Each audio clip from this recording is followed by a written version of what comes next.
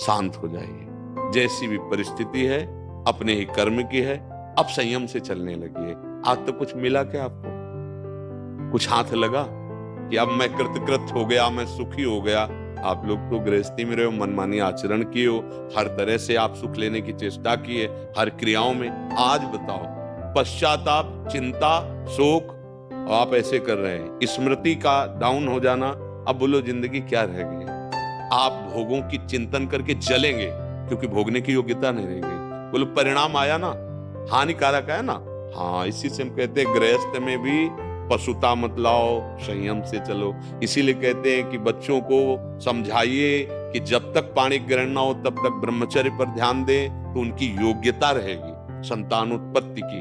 गृहस्थ में वो संयम से बर्ताव करते हुए अच्छे गृहस्थ बनेंगे। जब बच्चापन से ही गंदी बात होती रही तो मतलब फिर ये योग्यता ही नष्ट कर देते हैं, क्योंकि वो पाप कर्म बन रहे हैं। अब चलो संयम से रहो, थोड़ा व्यायाम करो, कुछ दिन संयम से रहो, और कुछ औषधियां सपोर्ट के लिए ले लीजिए, वैद्यों से मिलिए। वैद्यों, आयुर्वेद में ऐसी बड़ी सामर्थ्यशाली औषधियां हैं, अच्छे वैद्य से मिलिए और नाम जप कीजिए। नाम भगवान का परम मंगल करने।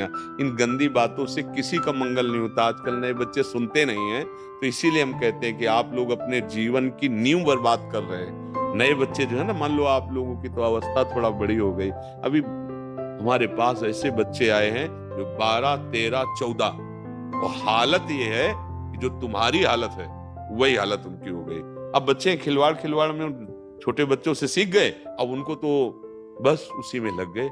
ये बहुत हानि हो रही है, और हम इसीलिए इस विषय पर बोल पड़ते हैं कि यही हमारी समाज आगे चलकर हमारे देश सेवा में, हमारे समाज सेवा में यही नौजवान आएंगे, यही हमारे राष्ट्र सैनिक बनेंगे, यही हमारे राष्ट्र नेता बनेंगे, यही महात्मा बन सकते हैं। पर जब आचरण विहीन जीवन, तो अब बताओ, सोचने की शक्ति खत्म हो जाती है, कुछ भी कार्य करने का उत्साह नहीं रहता, शरीर के जोड़ों में दर्द शुरू हो जाता है, जरा सी बात में भयानक गुस्सा पैदा होती है, मतलब पूरा का पूरा वो जीवन बर्बाद सा हो जाता है। अभी समय है, चलो अभी समय है, नाम जप करते रहो, किसी अच्छे आयुर्वेदिक डॉक्टर से मिलो, वैद्य से, उससे औषधियां लो, संयम से चलो, कोई ऐसी हरकत ना करो।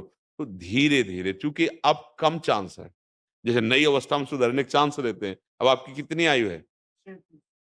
वो अभी नहीं है तो अवस्था है, पर देखो हालत ऐसी हो गई है। 37 तो मतलब अब भरपूर यौवन अवस्था का स्वरूप समझो। तो ये देखो बचपन की गलती का परिणाम ये। खैर, आप लोगों नाम जप करो, निराश मत होना। बौद्धिक स्तर निराश ना होने पाए, नहीं तो जीवन ही फिर ये कभी कभी गलत सलाह देने लगता है कि अब तो हमारा जीवन ही बेकार हो गया, तो चलो जीवन ही खत्म कर देते हैं। कितने ऐसे बच्चे आए, नहीं नहीं नहीं, ये जीवन केवल भोगों के लिए नहीं।